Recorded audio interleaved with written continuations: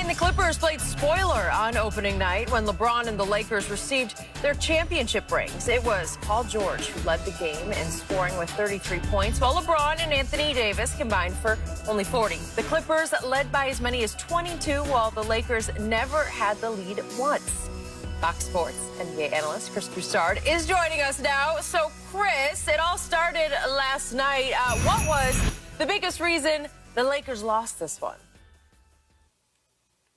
Well, I think for the first quarter that they were blinded by the glare of those rings. Bling, bling. I think those championship rings blinded them, my goodness. But, look, LeBron and AD just didn't play like top 5 players. That's really what it boils down to. And we understand why.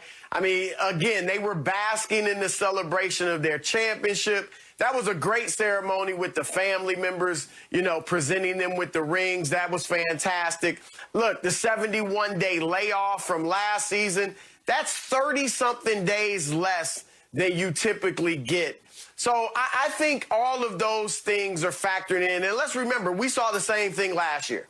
The Lakers came out sluggish in the opening night. The Clippers beat them. And it was very similar to what we saw last night. So I'm not going to put too much into the loss.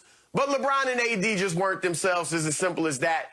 LeBron played in spurts. He had some nice driving dunks at the basket, hit some nice three-pointers, but obviously didn't play his typical game. And AD never put his imprint on the game. I'll give him credit. He guarded Kawhi and made it tough on him. Kawhi shot 10 for 26. AD had a lot to do with that, with his length. But offensively, he wasn't a factor, nor was he a factor on the backboards.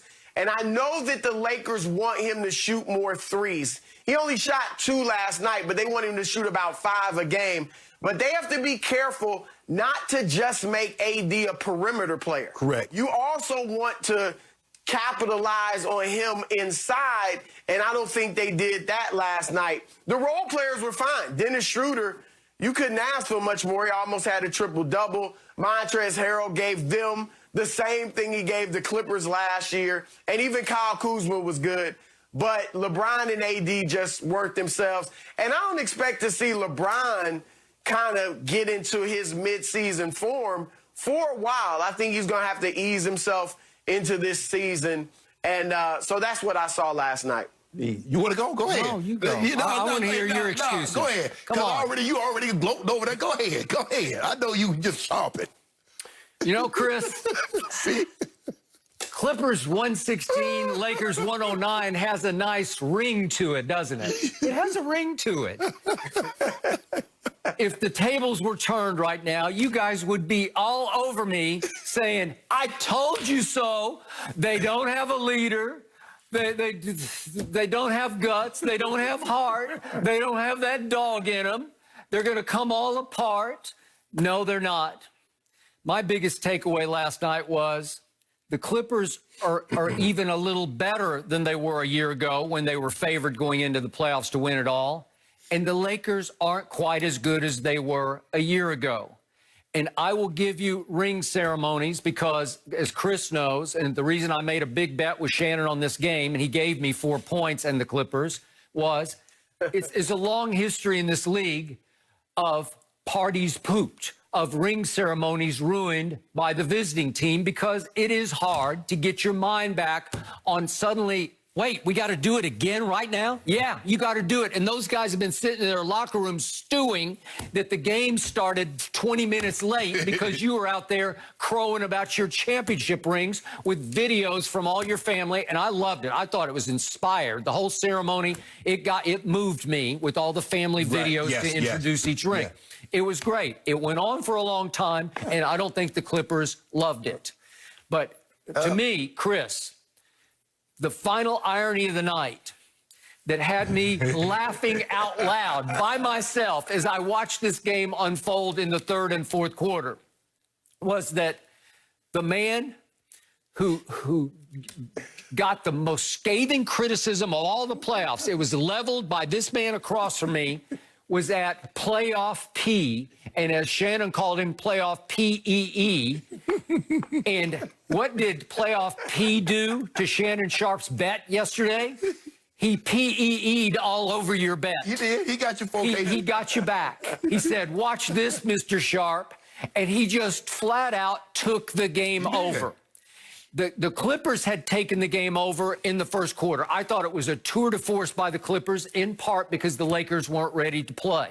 But then all of a sudden, right on schedule, it looked like Clippers versus Denver in games 5, 6, and 7, when they were up, as you know, 15 and then 19 and then 12.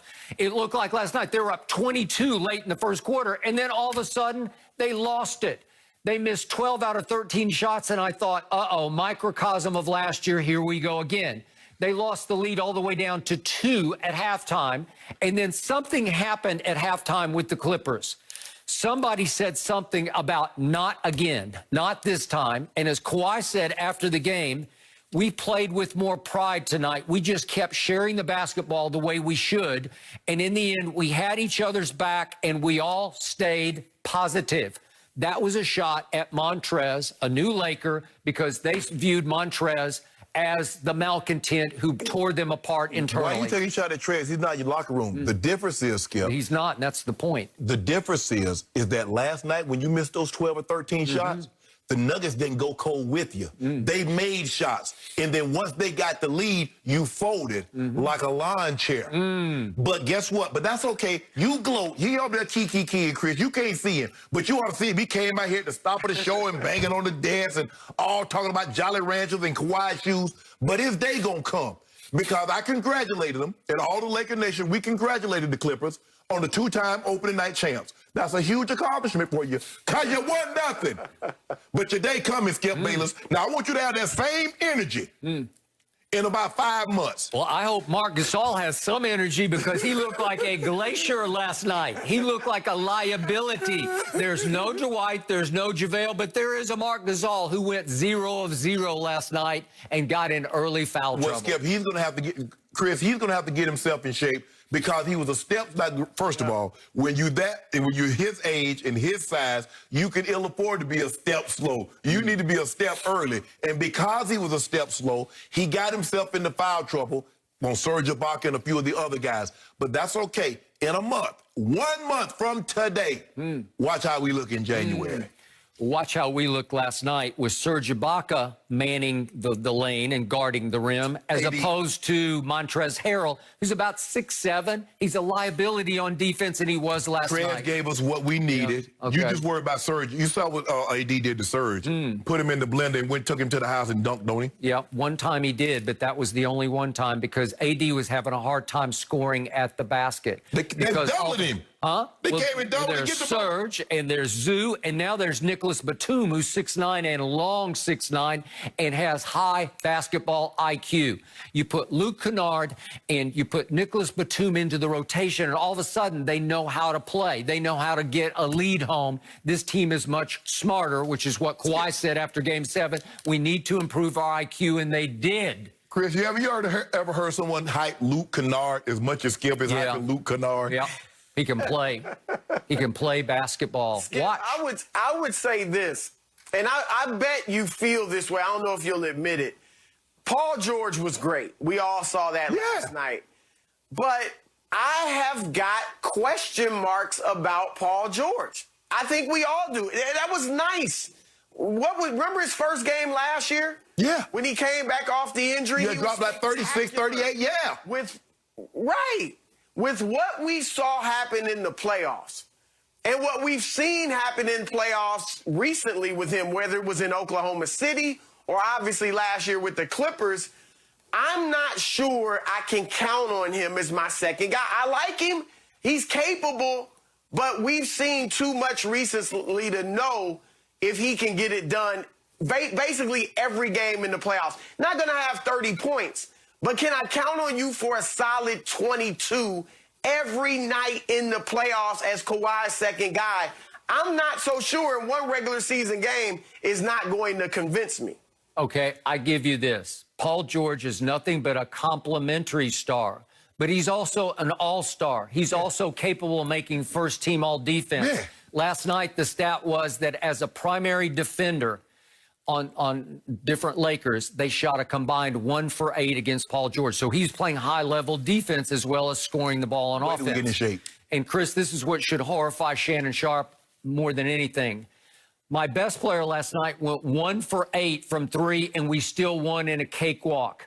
My third best player, who some nights is my second best player, Marcus Morris, was not able to play last night because of sore knees. Chris, I think you jumped off the Clippers bandwagon prematurely. Well, I'll give you. I don't think the Clippers played that well last night. I don't either. I thought the first quarter, and you're right, the Lakers obviously were in a funk, but you saw the player movement and the ball movement Ty Lue had been talking about, right? First quarter. I thought from that point on, they got back into what they did last year, which was a lot of ISO.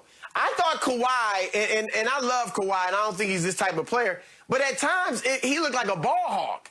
He was taking so many shots. He was 10 for 26, like you said, 1 for 8 from 3, and then they went to Paul George, and it was the same thing. ISO, give it to PG, and he just happened to be so hot that he took advantage of it. I think going forward, we will see them get more adept at doing the player movement and ball movement and stay with that consistently. And I do think that'll make them a better team and more dangerous. Paul George played well. The Clippers didn't play well. Paul George won him that game, and you know that. That 15 he had in the third and that 11, especially like at the 5-minute mark, from down 5 minutes until the end of the third, he couldn't be stopped. He couldn't miss.